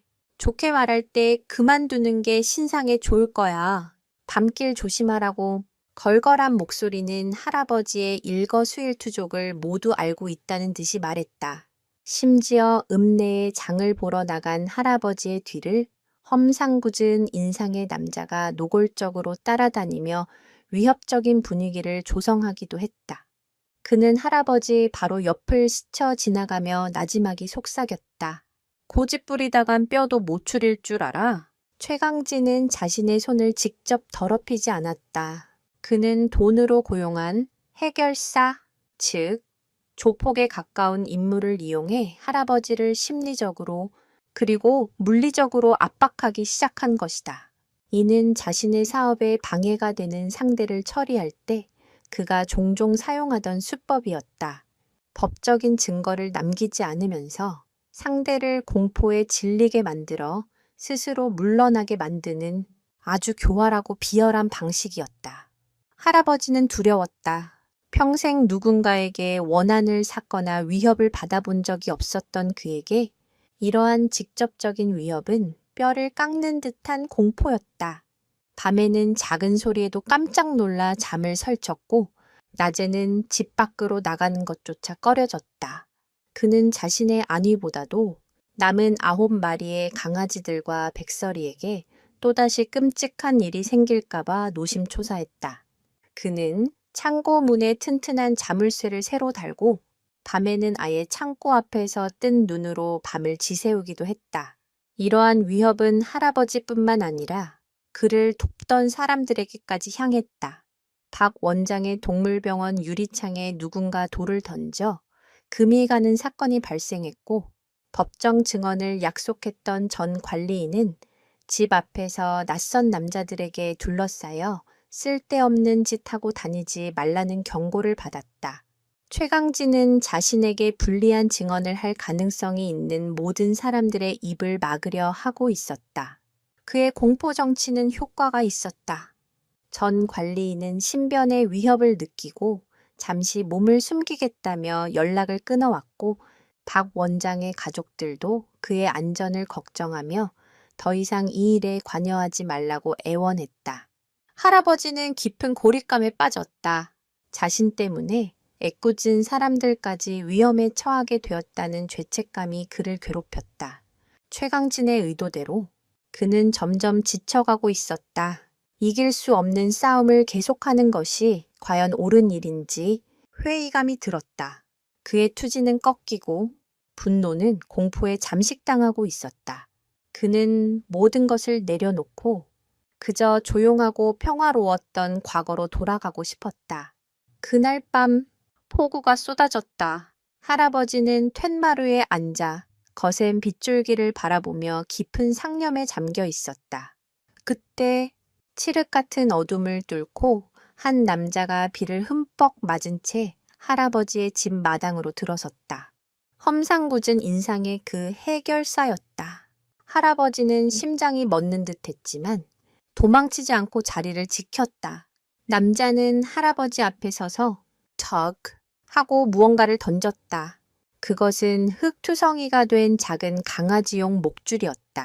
할아버지가 사라진 강아지를 위해 직접 만들어 채워주었던 바로 그 목줄이었다. 남자는 비에 젖은 목소리로 차갑게 말했다. 이게 마지막 경고다. 내일 아침까지 개들 다 치워놓지 않으면 다음엔 이 목줄만 돌아오지 않을 거다. 그의 말은 명백한 살해 협박이었다. 사라진 강아지가 이미 그들의 손에 죽었을지도 모른다는 끔찍한 상상이 할아버지의 머릿속을 스쳤다. 할아버지는 온몸이 사시나무처럼 떨려왔다. 공포가 그의 목을 조여왔다. 남자는 더 이상 아무 말 없이 어둠 속으로 사라졌다. 할아버지는 비를 맞으며 마당에 주저앉아 흙투성이 목줄을 붙잡고 오열했다. 그의 울음소리는 거센 빗소리에 묻혀 누구에게도 들리지 않았다. 그는 완전히 패배했다. 더 이상 싸울 힘도 의지도 남아있지 않았다. 그는 이제 저 악마 같은 자들의 요구를 들어줄 수밖에 없다고 생각했다.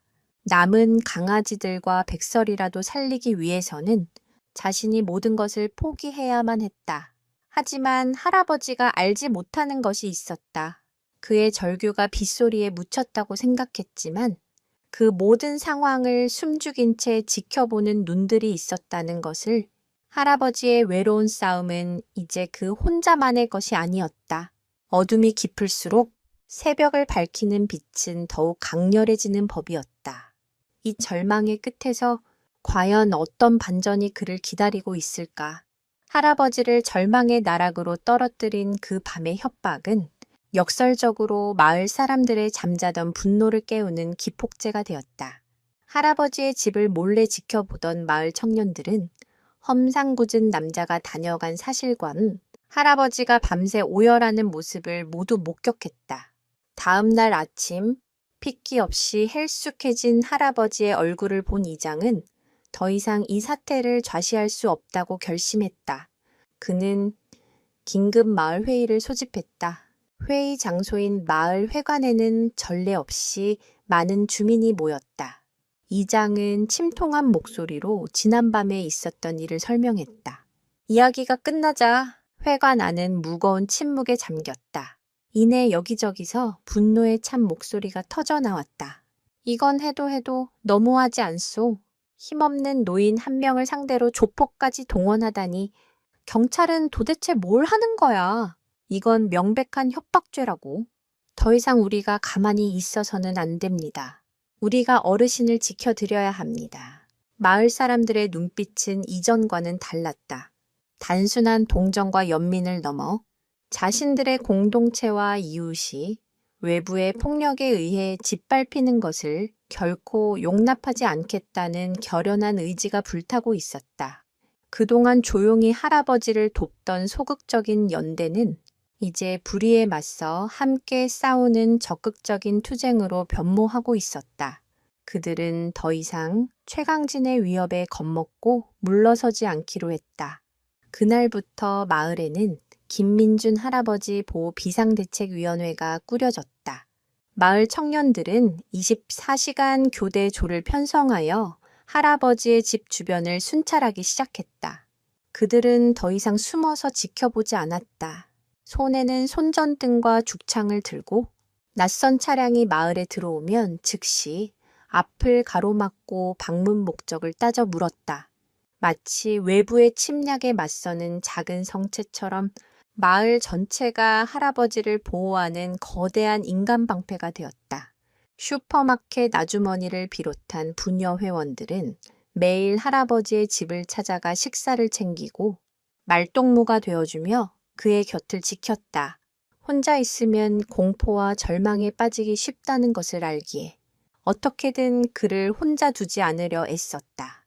그들의 따뜻한 관심 속에서 할아버지는 서서히 마음의 안정을 되찾기 시작했다. 자신을 위해 기꺼이 위험을 감수하는 이웃들의 모습을 보며 그는 다시 한번 일어설 용기를 얻었다. 그는 혼자가 아니었다.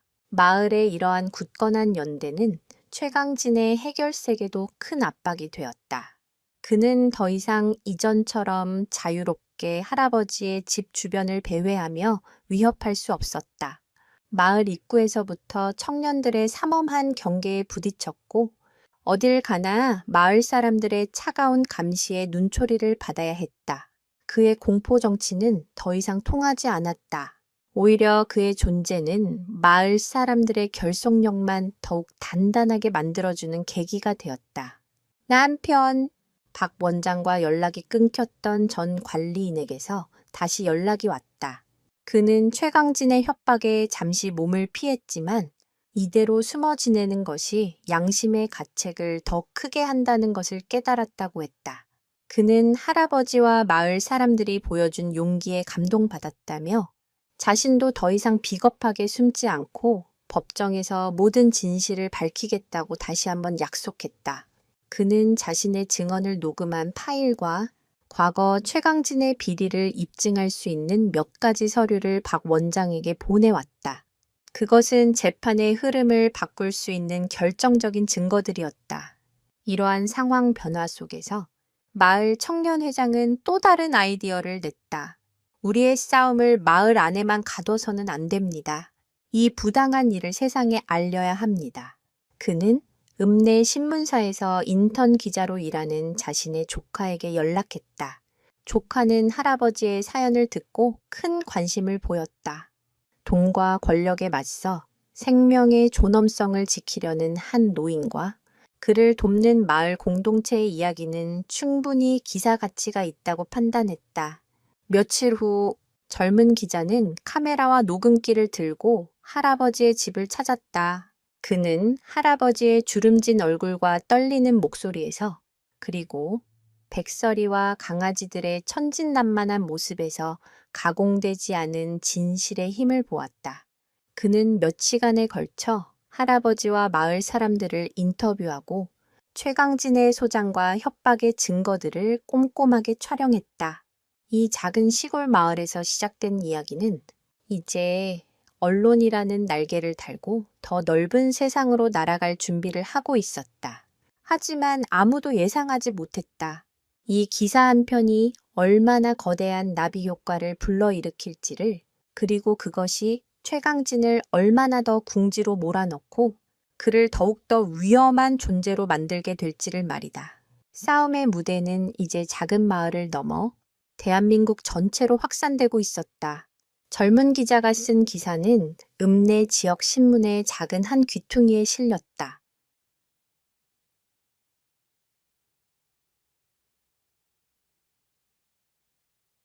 현장 고발, 돈의 눈먼 주인 vs 생명 지키는 노인, 10마리 백구의 운명은 이라는 제목의 기사는 사실을 담담하게 전달했지만 그 안에는 거대한 자본의 폭력에 맞서는 한 개인의 외로운 투쟁과 그를 지지하는 공동체의 따뜻한 연대가 고스란히 담겨 있었다.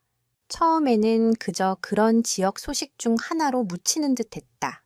하지만 기적은 예상치 못한 곳에서 시작되었다. 기사를 인상 깊게 읽은 한 독자가 기사 내용을 사진으로 찍어 국내 최대의 동물 애호가 온라인 커뮤니티에 올린 것이었다. 네오무나 가슴 아픈 사연입니다. 우리가 할 수 있는 일이 없을까요? 라는 글과 함께 올라온 게시물은 삽시간에 폭발적인 반응을 불러일으켰다. 수십만 명의 회원들은 최강진의 파렴치한 행동에 분노했고 돈도 힘도 없는 노인이 거대 자본가를 상대로 힘겹게 싸우는 모습에 안타까움을 금치 못했다. 댓글 창은 순식간에 수천 개의 응원 메시지로 가득 찼다. 할아버님, 힘내세요. 저희가 함께 하겠습니다. 최강진 같은 악덕 브리더는 반드시 처벌받아야 합니다. 사라진 강아지, 무사히 돌아오길 기도합니다. 단순한 응원을 넘어 실질적인 도움을 주려는 움직임도 시작되었다. 한 회원은 크라우드 펀딩 사이트를 통해 할아버지의 변호사 선임 비용과 강아지 양육비를 위한 모금 운동을 제안했다. 이 제안은 폭발적인 호응을 얻었고 모금이 시작된 지 단 하루 만에 목표 금액이었던 1,000만 원을 훌쩍 넘어서는 기적이 일어났다. 전국 각지에서 십시일반으로 모인 따뜻한 마음들이 할아버지에게 전달된 것이다. 온라인상의 뜨거운 반응은 주류 언론의 주목을 끌었다. 인터넷 뉴스를 시작으로 주요 일간지와 방송사들이 앞다투어 이 사건을 보도하기 시작했다. 기자들이 벌떼처럼 작은 시골 마을로 몰려들었다. 할아버지의 집 앞에는 수많은 카메라와 마이크가 진을 쳤다. 평생을 조용히 살아온 할아버지는 갑작스러운 관심에 당황했지만 자신에게 주어진 기회를 놓치지 않았다. 그는 카메라 앞에서 떨리는 목소리로 하지만 단호하게 진실을 말했다. 그가 겪었던 모든 일, 최강진의 협박, 사라진 강아지에 대한 슬픔, 그리고 생명의 소중함에 대한 그의 철학을 세상에 호소했다. 방송이 나간 후 여론은 완전히 할아버지의 편으로 돌아섰다. 김민준 할아버지와 백설이 이야기는 대한민국 전체를 관통하는 사회적 이슈가 되었다. 청와대 국민청원 게시판에는 동물 학대 및 유기 혐의로 최강진을 철저히 수사하고 할아버지에게 백설이와 강아지들의 양육권을 보장해달라는 청원이 올라왔고 며칠 만에 20만 명 이상의 동의를 얻어 정부의 공식 답변 요건을 충족시켰다. 상황이 이렇게 되자 최강진은 궁지에 몰렸다. 그의 사업체에는 항해 전화가 빗발쳤고 그의 신상 정보와 과거 행적들이 인터넷을 통해 낱낱이 파헤쳐졌다. 그는 순식간에 국민 악마로 전락했다. 그가 운영하는 캔넬과 관련된 업체들은 서둘러 관계를 끊었고 그가 활동하던 애견협회에서는 그를 영구 제명하기로 결정했다. 돈과 명예, 그가 평생을 바쳐 쌓아 올린 모든 것이 한순간에 무너져 내리고 있었다.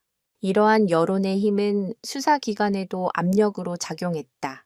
그동안 단순 재산 분쟁으로 사건을 처리하던 경찰은 여론이 악화되자 전담팀을 꾸려 최강진의 동물보호법 위반 혐의에 대한 본격적인 재수사에 착수했다. 과거의 방화 사건과 동물 유기 혐의, 그리고 할아버지를 협박한 사실까지 그의 모든 범죄 혐의가 수사선상에 올랐다. 또한 동물보호단체들은 국내 최고의 동물권 전문 변호사들로 구성된 법률 지원단을 꾸려 할아버지의 소송을 무료로 돕겠다고 나섰다. 이제 할아버지는 더 이상 혼자가 아니었다. 그의 뒤에는 대한민국 국민이라는 거대한 후원자가 버티고 있었다. 모든 것이 할아버지에게 유리하게 돌아가는 것처럼 보였다. 하지만 위기는 끝난 것이 아니었다. 궁지에 몰린 쥐는 고양이를 무는 법이다. 사회적으로 완전히 매장당할 위기에 처한 최강진은 이성을 잃고 마지막 발악을 준비하고 있었다. 그는 더 이상 잃을 것이 없었다. 그에게 남은 것은 오직 할아버지에 대한 증오와 자신의 소유물에 대한 집착뿐이었다. 그는 법의 판결이 내려지기 전에 자신의 손으로 이 모든 것을 끝내기로 결심했다. 그는 마지막 남은 돈을 털어 이전의 해결사보다 훨씬 더 위험하고 잔인한 인물들을 고용했다. 그에게 내려진 마지막 명령은 단 하나였다. 무슨 수를 써서라도 내 개들을 되찾아와라. 방해하는 자는 누구든 가만두지 마라. 거대한 여론의 파도 속에서 누구도 예상치 못한 최악의 물리적 충돌이 조용한 시골 마을을 덮치려 하고 있었다. 전 국민적인 관심 속에서 소유권 반환 소송의 마지막 재판 날짜가 잡혔다. 하지만 최강진은 법의 심판을 기다릴 생각이 없었다. 그는 재판에서 패소하여 모든 것을 잃기 전에 자신의 손으로 백설이와 강아지들을 되찾아 오기로 마음먹었다. 그에게 법원의 판결 따위는 더 이상 중요하지 않았다. 그에게 중요한 것은 오직 자신의 소유물을 되찾고 자신을 나락으로 떨어뜨린 늙은이에게 복수하는 것뿐이었다. 재판을 며칠 앞둔 이른 새벽, 아직 어둠이 채 가시지 않은 시간, 할아버지의 마을은 깊은 정적에 잠겨 있었다. 마을 청년들의 경비는 며칠째 계속되는 언론의 관심과 경찰의 순찰 강화로 조금은 느슨해진 상태였다. 바로 그 틈을 최강진은 놓치지 않았다. 여러 대의 승합차가 소리 없이 마을 입구로 들어섰다. 차에서 내린 것은 검은 옷을 입은 건장한 남자들이었다. 그들의 손에는 굵은 쇠파이프와 포획용 그물, 그리고 커다란 철제 케이지가 들려 있었다. 선두에 선 최강진의 얼굴은 증오와 광기로 뒤틀려 있었다. 그의 옆에는 동물보호센터 직원 복장을 한 사람들이 함께였다. 그는 법원으로부터 받은 재산보전 처분, 집행영장을 손에 쥐고 있었다. 비록 소유권 최종 판결은 나지 않았지만 그는 법의 허점을 이용하여 자신의 재산 상태를 확인하고 보전한다는 명목으로 강제 집행을 시도하려 한 것이다. 그들의 목표는 단 하나, 김민준 할아버지의 집이었다. 그들은 한밤의 기습처럼 소리 없이 할아버지의 집을 포위했다. 일부는 담을 넘고 일부는 굳게 닫힌 대문을 부수기 시작했다. 쾅, 쾅. 요란한 파열음이 새벽의 정적을 깨뜨렸다. 잠결의 소리를 들은 할아버지는 심장이 멎는 듯한 공포에 휩싸였다. 창밖으로 내다본 그는 자신의 눈을 의심했다. 수십 명의 낯선 남자들이 자신의 집 마당으로 쏟아져 들어오고 있었다. 백설아, 자 강아지들아. 할아버지는 비명을 지르며 창고로 달려갔다. 창고 안에서는 이미 백설이가 사나운 이빨을 드러내며 맹렬하게 짖고 있었다. 강아지들은 겁에 질려 어미의 등 뒤에 숨어 떨고 있었다. 문을 부수고 들어온 남자들이 창고로 몰려들었다. 할아버지는 늙은 몸으로 창고 문을 막아서며 절규했다. 안 돼. 이리 들어오지 마시오. 내 눈에 흙이 들어가기 전까지는 안 돼. 하지만 수적으로 열세인 할아버지의 저항은 무의미했다. 남자들은 할아버지를 거칠게 밀치고 창고 안으로 들이닥쳤다. 할아버지는 바닥에 나뒹굴었다. 그 순간 백설이가 번개처럼 튀어나가 할아버지를 밀친 남자의 팔을 물어버렸다. 아기, 남자의 비명소리가 울려 퍼졌다. 하지만 다른 남자들이 곧바로 긴 막대기를 이용해 백설이의 목을 제압했다. 백설이는 필사적으로 저항했지만 결국 포획용 그물에 갇히고 말았다. 남자들은 울부짖는 백설이를 철제 케이지에 쑤셔 넣고 겁에 질려 흩어지는 강아지들을 하나씩 잡아 다른 케이지에 담기 시작했다. 할아버지는 넘어진 채로 기어가며 애원했다. 제발, 제발 그만하시오. 아이들을 그냥 두시오. 하지만 그의 애원은 차가운 쇠창살에 부딪혀 산산조각 났다. 최강진은 그 모든 광경을 만족스러운 표정으로 지켜보고 있었다. 그는 바닥에 엎드린 할아버지에게 다가가 그의 머리채를 잡아 올렸다. 꼴 좋다. 늙은이. 내가 뭐라고 했지? 법보다 주먹이 가깝다고? 이제 내 놈은 빈손으로 모든 걸 잃게 될 거다. 바로 그때였다. 마을 전체에 설치된 비상벨이 요란하게 울리기 시작했다. 한밤의 소동을 눈치챈 마을 이장이 비상 연락망을 가동한 것이다. 사이렌 소리를 신호탄으로 잠에서 깨어난 마을 사람들이 삽과 괭이, 농기구를 손에 든 채 할아버지의 집으로 몰려들기 시작했다. 순식간에 수십 명의 마을 사람들이 최강진의 무리를 둘러쌌다. 이놈들, 감히 우리 마을에서 무슨 짓이야. 당장 어르신과 강아지들을 풀어주지 못해 마을 청년들은 트랙터로 마을 입구를 막아 그들의 퇴로를 차단했다. 상황은 순식간에 일촉즉발의 대치 국면으로 변했다.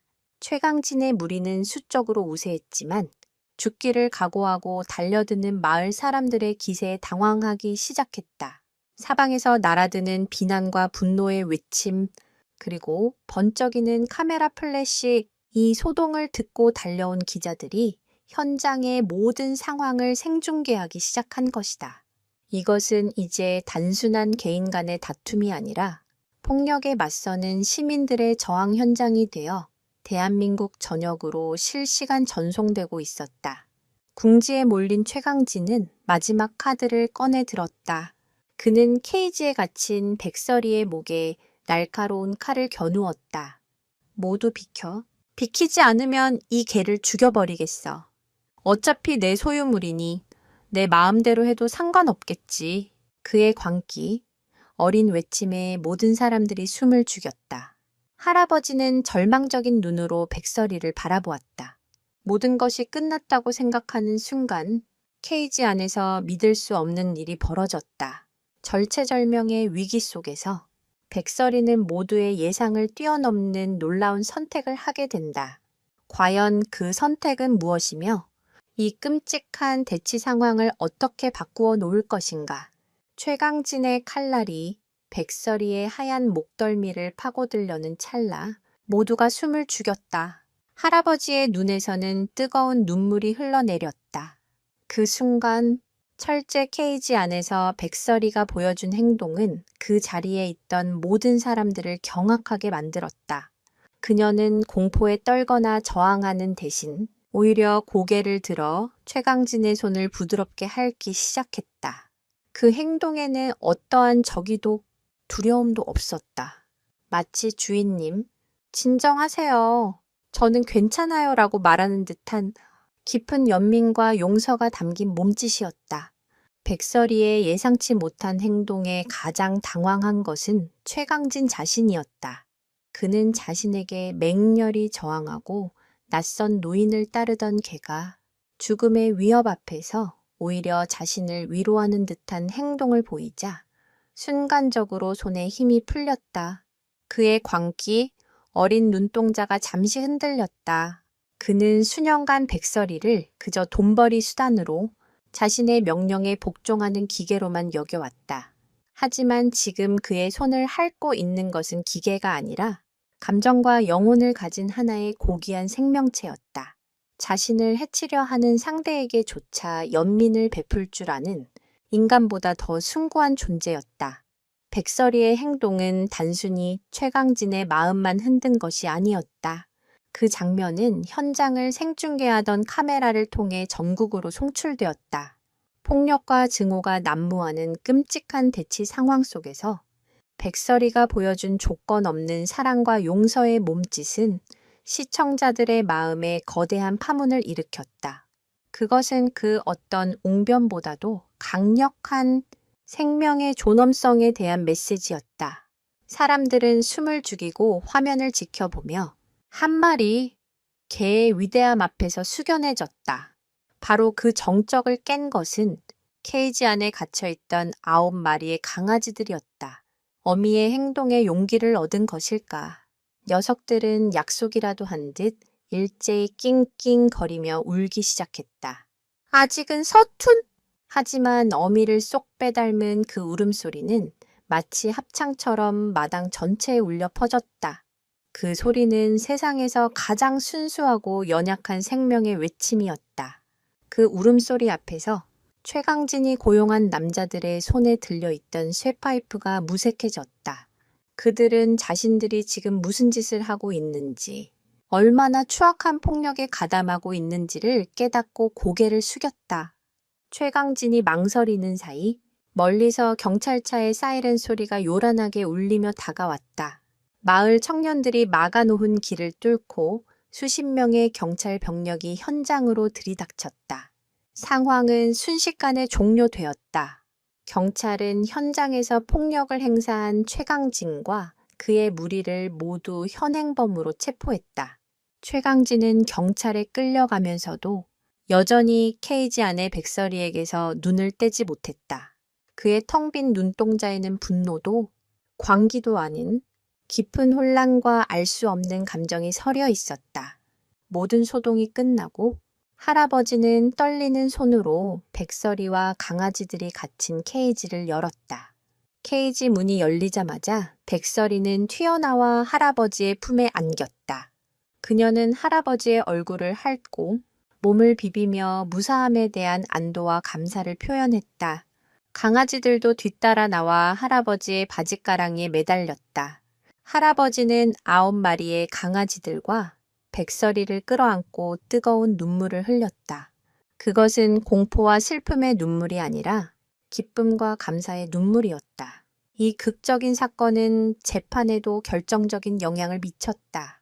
최강진의 폭력적인 강제 집행 시도는 그의 동물 학대 및 유기 혐의를 입증하는 빼도 박도 못할 증거가 되었다. 또한 백설이가 보여준 행동은 그녀가 누구를 진정한 주인으로 여기고 따르는지를 명백하게 보여주는 상징적인 장면이 되었다. 재판부는 이 모든 상황을 고려하여 최강진의 소유권을 박탈하고 김민준 할아버지에게 백설이와 9마리 강아지들에 대한 영구적인 양육권을 인정하는 최종 판결을 내렸다. 법정에서는 환호성이 터져 나왔고 할아버지는 자신을 도와준 모든 사람들에게 고개 숙여 감사 인사를 전했다. 모든 싸움이 끝난 것처럼 보였다. 할아버지는 마침내 법적으로 그리고 실질적으로 백설이와 강아지들의 보호자가 되었다. 이제 그의 집에는 다시 평화가 찾아올 것이라고 모두가 믿었다.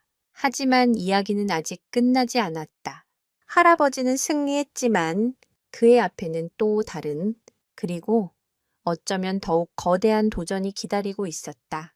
전국적인 유명 인사 유명경화 된 백설이와 그 혈통 좋은 9마리의 강아지들, 이들을 노리는 것은 비단 최강진뿐만이 아니었다. 세상의 수많은 탐욕스러운 시선 속에서 과연 할아버지는 이 소중한 가족을 온전히 지켜내며 행복하게 살아갈 수 있을까? 진정한 싸움은 이제부터 시작일지도 모른다.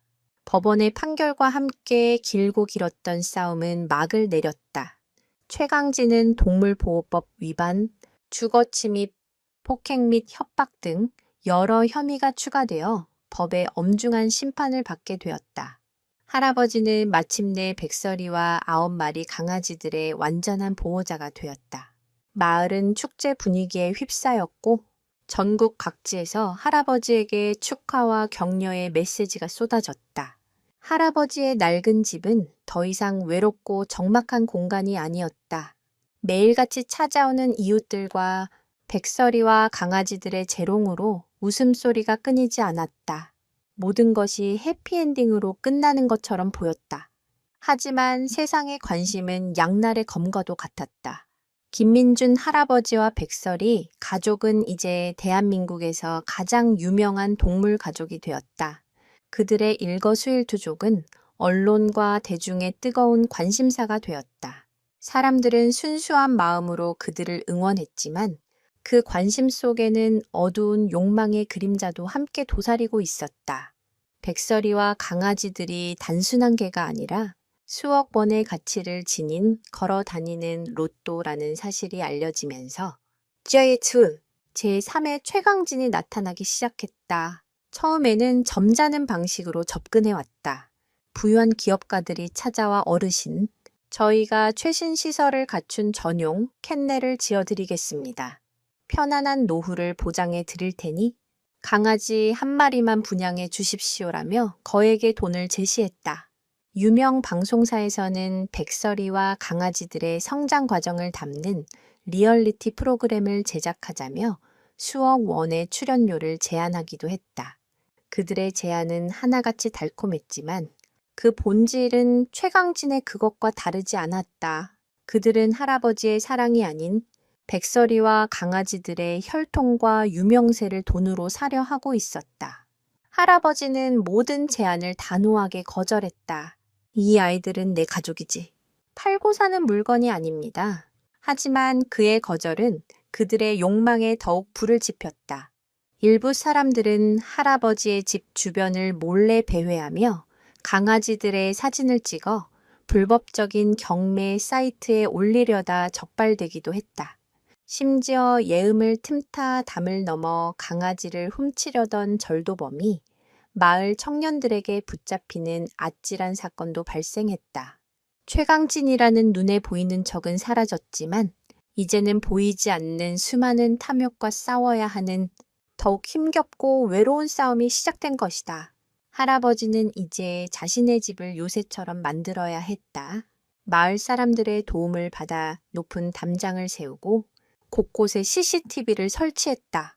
더 이상 예전처럼 자유롭게 마당에서 강아지들을 뛰어놀게 할 수도 없었다. 외부인의 출입을 철저히 통제해야 했고 산책 한 번을 나가더라도 여러 사람의 경호를 받으며 긴장 속에서 다녀와야 했다.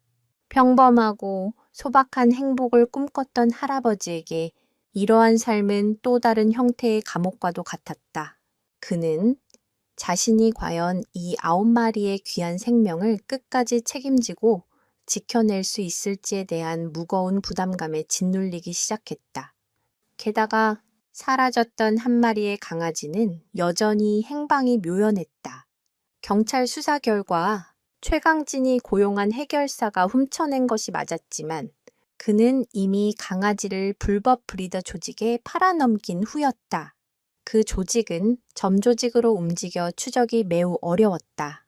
할아버지는 남은 9마리의 행복 속에서도 어딘가에서 고통받고 있을지 모를 잃어버린 한 마리의 강아지를 생각하면 가슴이 미어지는 듯했다. 그의 마음속에는 9개의 기쁨과 함께 하나의 커다란 슬픔과 죄책감이 항상 공존하고 있었다. 시간이 흘러 강아지들은 무럭무럭 자라 늠름한 성견의 모습을 갖추어 갔다.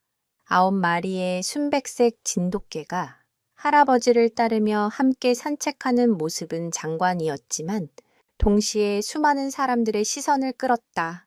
할아버지는 이제 자신의 남은 생을 이 아이들을 안전하게 지키는 데 모두 바쳐야 한다는 것을 깨달았다. 그것은 결코 쉽지 않은 길이었다. 그는 때로는 자신을 도와준 세상의 관심이 원망스럽기도 했다. 차라리 아무도 모르게 조용히 시골집에서 백설이와 강아지들과 오순도순 살아갔더라면 더 행복하지 않았을까 하는 생각도 들었다. 어느 늦은 밤 할아버지는 잠 못 이루고 마당을 서성였다. 달빛 아래 9마리의 백구들이 그의 곁을 든든하게 지키고 있었다. 그는 밤하늘을 올려다보며 먼저 세상을 떠난 아내에게 조용히 물었다. 여보, 내가 잘하고 있는 거 맞소? 나 혼자서 이 모든 짐을 감당할 수 있을까요? 그의 질문에 대답하는 이는 없었다. 오직 밤벌레 소리와 그의 곁을 맴도는 백구들의 숨소리만이 고요한 밤 공기를 채우고 있었다. 할아버지의 이야기는 승리로 끝난 것이 아니었다. 그것은 이제 막 새로운 장을 시작한 끝나지 않은 이야기였다. 그는 과연 이 거대한 관심과 탐욕의 파도 속에서 자신의 소중한 가족을 끝까지 지켜낼 수 있을 것인가? 그 대답은 아직 아무도 알 수 없었다.